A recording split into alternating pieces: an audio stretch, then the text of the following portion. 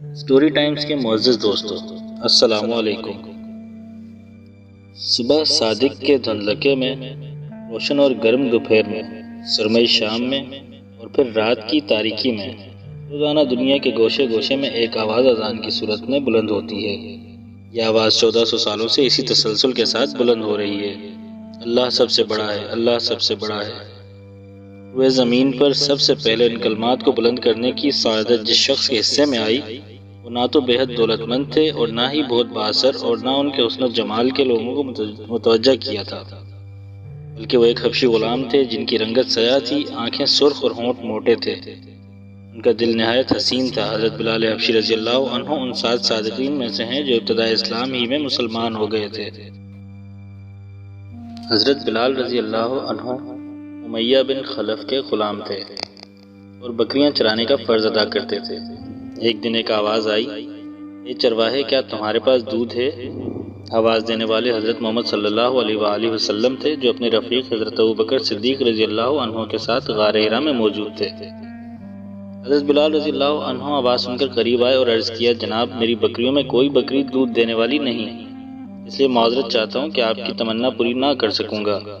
رسول اللہ صلی اللہ علیہ وسلم نے فرمایا، اگر اجازت ہو تو سامنے والی بکری کو دیکھ لیا جائے، ہو سکتا ہے اس سے دودھ مل جائے۔ سیدنا بلال رضی اللہ عنہ نے عرض کیا، جناب، مجھے کوئی اعتراض نہیں، دیکھ لیجئے، لیکن یہ ممکن نہیں کہ ایک دودھ نہ دینے والی بکری سے دودھ حاصل کر لیا جائے۔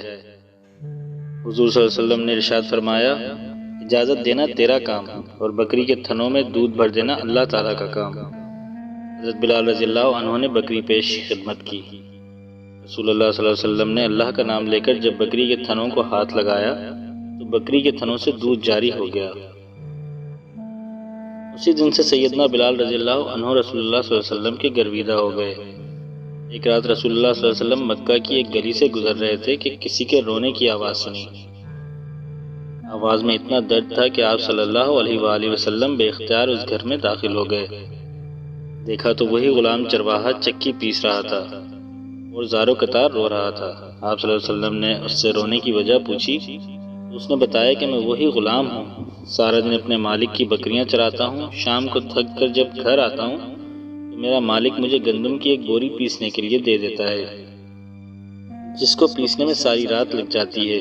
میں اپنے قسمت پر رو رہا ہوں کہ میری بھی کیا قسمت ہے، مجھے بھی نیند ستاتی ہے لیکن میرے مالک کو مجھ پر ذرا بھی ترس نہیں آتا۔ کیا میرے مقدر میں ساری عمر اس طرح رو رو کے زندگی گزارنا لکھا ہے؟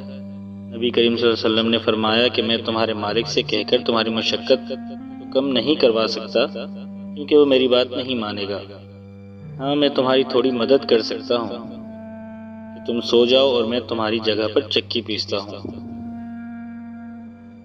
وہ غلام بہت خوش ہوا اور شکریہ ادا کر کے سو گیا اور آپ صلی اللہ علیہ وآلہ وسلم اس کی جگہ چکی پیستے رہے۔ جب گندم ختم ہو گئی تو آپ اسے جگائے بغیر واپس تشریف لے آئے۔ دوسرے دن پھر آپ وہاں تشریف لے گئے اور اس غلام کو سلا کر اس کی جگہ چکی پیستے رہے۔ تیسرے دن بھی یہی ماجرا ہوا کہ آپ اس غلام کی جگہ ساری رات چکی پیستے اور صبح کو خاموشی سے اپنے گھر تشریف لے آتے۔ چوتھی رات جب آپ وہاں گئے تو اس غلام نے کہا، اے اللہ کے بندے، آپ کون ہیں اور میرا اتنا خیال کیوں کر رہے ہیں؟ ہم غلاموں سے نہ کسی کو کوئی ڈر ہوتا ہے اور نہ ہی کوئی فائدہ، تو پھر آپ یہ سب کچھ کس لیے کر رہے ہیں؟ آپ صلی اللہ علیہ وسلم نے فرمایا کہ میں یہ سب انسانی ہمدردی کے تحت کر رہا ہوں، اس کے علاوہ مجھے تم سے کوئی غرض نہیں۔ اس غلام نے کہا، آپ کون ہیں؟ نبی کریم صلی اللہ علیہ وسلم نے فرمایا، بلال، میں اللہ تعالیٰ کا رسول ہوں، اللہ ایک ہے، اس کا کوئی شریک نہیں۔ آپ کا کیا خیال ہے اس بارے میں؟ حضرت بلال رضی اللہ عنہ نے پہلے ہی اپنا دل نبی صلی اللہ علیہ وآلہ وسلم کو دے دیا تھا۔ فوراً کہا، لا الہ الا اللہ محمد الرسول اللہ، اور بس اسی دن سے حضرت بلال رضی اللہ عنہ رسول اللہ صلی اللہ علیہ وآلہ وسلم کی محبت کے ایسے اسیر ہوئے کہ آخری سانس تک تعلق قائم رہا۔ اسلام قبول کرنے پر آپ کے سنگ دل بے رحم مالک نے آپ پر سخت سے سخت ظلم کیا، انسانیت سوز اذیتیں دیں، جانوروں کی طرح مکہ کے بازاروں میں گھسیٹتے پھرے اور سخت دھوپ میں گرم جلتی ہوئی ریت پر لٹا کر اوپر گرم پتھر رکھ دیا جاتا۔ حضرت بلال رضی اللہ عنہ کا ظالم آقا اپنے ناپاک ہاتھوں سے ان کے معصوم چہرے پر بے تحاشا تھپڑ مارتا اور شرک کرنے کے لیے مجبور کرتا، مگر یہ ہر حالت میں ایک ہی نعرہ بلند کرتے، احد احد، اللہ ایک ہے، اللہ ایک ہے، اس کا کوئی شریک نہیں۔ ایک دن ابو جہل، امیہ بن خلف اور ان کے دوسرے شریر ساتھیوں نے اس قدر مارا کہ تمام جسم لہو لہان ہو گیا۔ آخر تھک ہار کر کہنے لگے، بلال، آج جو فیصلہ کرنا ہے کر لو، اسلام چھوڑ دو یا جان سے مار دیے جاؤ گے۔ حضرت بلال رضی اللہ عنہ نے فرمایا، میرے جسم سے میری جان نکال سکتے ہو مگر ایمان نہیں۔ اتفاق سے سیدنا صدیق اکبر رضی اللہ عنہ ادھر سے گزرے تو حضرت بلال رضی اللہ عنہ کو کفار کے ہاتھوں پٹتا دیکھ کر بےتاب ہو گئے، آنکھوں میں آنسو امڈ آئے۔ کفار سے مخاطب ہو کر فرمانے لگے، آخر اس مسکین پر کب تک ظلم کرتے رہو گے؟ واپسی پر حضرت بلال رضی اللہ عنہ پر ہونے والے مظالم کا ذکر رحمت عالم صلی اللہ علیہ وآلہ وسلم سے کیا۔ رحمت للعالمین صلی اللہ علیہ وآلہ وسلم کی آنکھیں بھر آئیں تو حضرت ابوبکر صدیق نے حضرت عباس سے کہہ کر انہیں امیہ بن خلف سے خرید کر آزاد کر دیا۔ یہ غلام جنہیں اللہ تعالیٰ نے عزت و شہرت کی بلندی پر فائز کیا، حضرت بلال تھے۔ آپ کو نہ صرف دنیا کے پہلے مؤذن ہونے کا اعزاز حاصل ہے، جبکہ آپ حضور صلی اللہ علیہ وسلم کے خادم خاص بھی تھے۔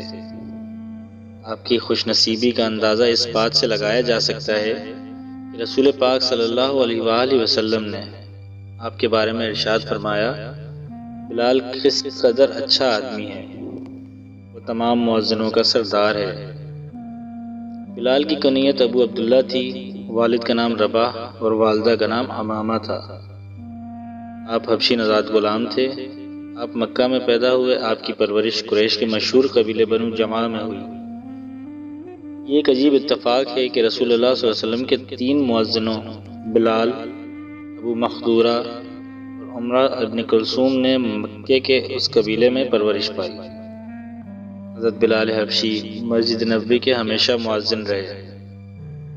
شروع میں وہ ایک کافر امیہ بن خلف کے غلام تھے۔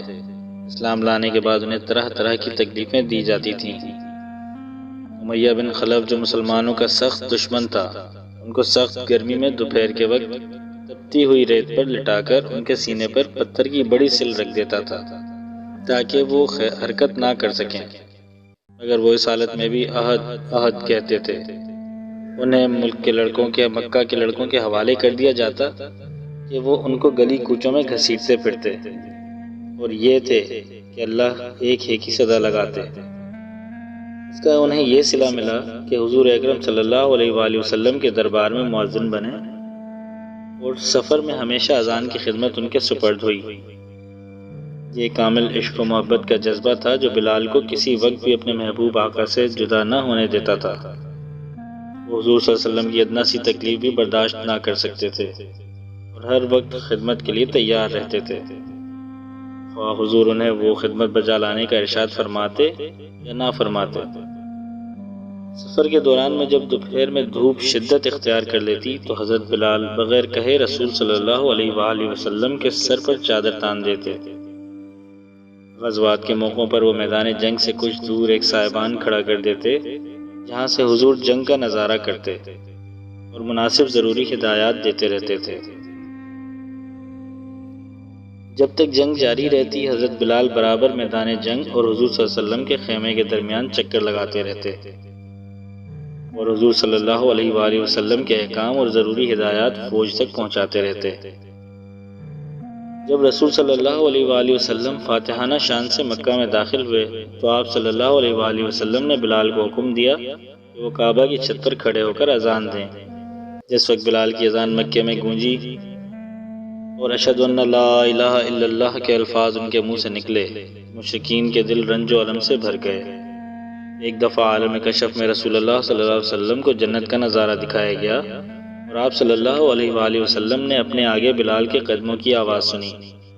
نماز کے بعد آپ نے پوچھا، بلال تمہیں اپنے کس عمل کے نتیجے میں سب سے زیادہ ثواب ملنے کی امید ہے؟ کیونکہ میں نے جنت میں تمہارے قدموں کی آواز اپنے آگے سنی ہے۔